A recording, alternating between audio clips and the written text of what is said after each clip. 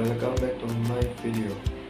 Nah, jika saya memperkenalkan diri saya, baiklah, perkenalkan, nama saya Maulana Abdul Malik Tambunan dari kelas Perbankan Syariah 5B, Universitas Islam Negeri Sumatera Utara. Nah, pada kesempatan di video ini, saya akan memenuhi salah satu tugas ujian tengah semester saya, yaitu pada mata kuliah Sistem Informasi Perbankan Syariah. Pada kesempatan di video ini, saya akan membahas mengenai hardware sebagai pendukung perkembangan sistem komputer yang dipimpin oleh Bapak Guntur Saputra M.Com. Baiklah, pada saat ini teknologi semakin berkembang dengan sangat cepat dan semakin canggih. Perkembangan teknologi ini pastinya sangat berkaitan dengan perkembangan teknologi komputer. Komputer adalah suatu peralatan elektronik yang dapat menerima input, mengolah input, memberikan informasi menggunakan suatu program yang tersimpan di memori komputer. Dapat menyimpan program dan hasil pengolahan serta bekerja otomatis. Istilah komputer diambil dari bahasa Latin yaitu komputer, yang berarti menghitung, di mana teknologi komputer merupakan pendukung bahkan penggerak kemajuan teknologi informasi pada zaman sekarang ini. Di dalam komputer tidak bisa dipisahkan dari yang namanya prosesor. Secara fisik, komputer terdiri dari beberapa komponen yang merupakan suatu sistem.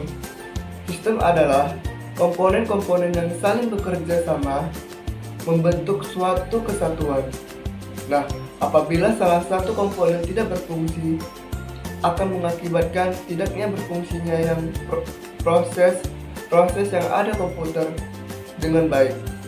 Komponen komputer ini termasuk dalam kategori elemen perangkat keras atau hardware.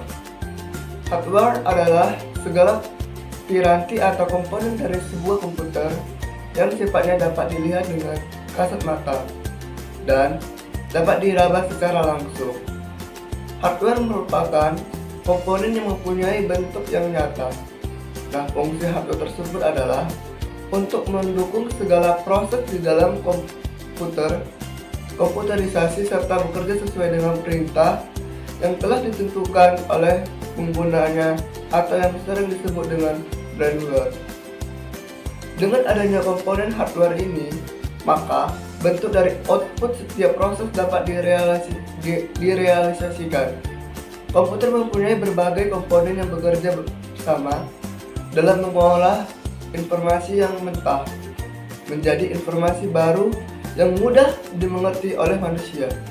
Nah, bila salah satu komponen tak bisa bekerja sebagaimana mestinya, maka proses pengelolaan informasi atau data dalam komputer tersebut takkan berjalan dengan baik. Secara fisik, komputer terdiri dari beberapa komponen yang merupakan suatu sistem. Nah, sistem adalah komponen-komponen yang saling bekerja sama dalam membentuk suatu kesatuan. Apabila salah satu komponen tidak berfungsi, akan mengakibatkan tidaknya berfungsi proses-proses yang ada pada komputer dengan baik. Komponen komputer ini termasuk dalam kategori elemen perangkat keras atau hardware. Baiklah, adapun fungsi komponen hardware tersebut adalah yang pertama, unit device, unit atau masukan. Unit ini berfungsi sebagai media untuk memasukkan data dari luar ke dalam suatu memori dan prosesor untuk diolah guna menghasilkan informasi yang diperlukan. Yang kedua, keyboard. Keyboard merupakan unit input yang paling penting dalam suatu pengelolaan data dengan komputer. Keyboard dapat berfungsi memasukkan huruf, angka, karakter khusus serta sebagai media bagi user atau pengguna untuk melakukan perintah-perintah lainnya yang diperlukan, seperti menyimpan file dalam membuka file. Mouse adalah salah satu unit masukan input device. Fungsi alat ini adalah untuk perpindahan pointer atau kursor secara cepat. Selain itu, dapat sebagai perintah praktis dan cepat dibanding dengan keyboard. MOS mulai digunakan secara maksimal sejak sistem operasi telah berbasiskan GUI Graphical User Interface keempat, touchpad. Unit masukan ini biasanya dapat kita temukan pada laptop dan notebook, yaitu dengan menggunakan sentuhan jari. Biasanya unit ini dapat digunakan sebagai pengganti mouse. Yang kelima, laying pad. Laying pad adalah pointer elektronik yang digunakan untuk modifikasi dan mendesain gambar dengan screen atau monitor. Laying pad memiliki sensor yang dapat mengirimkan sinyal cahaya ke komputer yang kemudian direkam, di mana layar monitor bekerja dengan merekam 6 sinyal elektronik setiap baris per detik. Yang keenam, joystick. Alat ini biasanya digunakan pada permainan atau game komputer.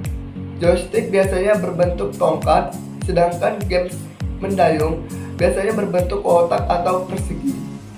Tersebut dari plastik dilengkapi dengan tombol-tombol yang akan mengatur gerak suatu objek dalam komputer. Ketujuh, scanner. Scanner adalah sebuah alat yang dapat berfungsi untuk mengcopy atau menyalin gambar atau teks yang kemudian disimpan ke dalam memori komputer. Fungsi scanner ini mirip seperti mesin fotokopi. Perbedaannya adalah mesin fotokopi hasilnya dapat dilihat pada kertas. Nah, sedangkan scanner apa? Scanner itu hasilnya dapat ditampilkan melalui monitor terlebih dahulu, sehingga kita dapat melakukan perbaikan atau modifikasi dan kemudian dapat disimpan kembali, baik dalam bentuk file teksnya maupun file gambar. Selain scanner, untuk gambar terdapat pula scan yang biasa digunakan untuk mendeteksi lembar jawaban komputer. Nah, scanner yang biasa digunakan untuk melakukan scan lembar jawaban komputer ini adalah scanner yang biasa digunakan untuk LJK atau lembar jawaban komputer pada ulangan umum dan ujian nasional. Nah, kesimpulannya adalah bahwa komputer adalah elemen-elemen yang terkait untuk menjalankan suatu aktivitas dengan menggunakan komputer. Elemen dari sistem komputer terdiri dari manusianya atau program, perangkat lunak software, set instruksi, dan perangkat keras atau hardware. Komponen program firmware atau orang yang mengoperasikan komputer. Adanya beberapa hardware ini dapat menyebabkan masalah sinkronisasi. Karena itu, dalam operasi sistem komputer untuk mencegahnya, sebuah memori controller ditambahkan untuk sinkronisasi akses memori. Untuk meningkatkan performa digunakan beberapa buah bus. Setiap bus merupakan jalur data antara beberapa device yang berbeda. Jika komputer dinyalakan bootstrap, program utamakan memeriksa hardware utama. Pada komputer modern biasanya ditandai dengan munculnya interrupt dari software atau hardware, sehingga sistem operasi ini disebut interrupt driven. Terima kasih.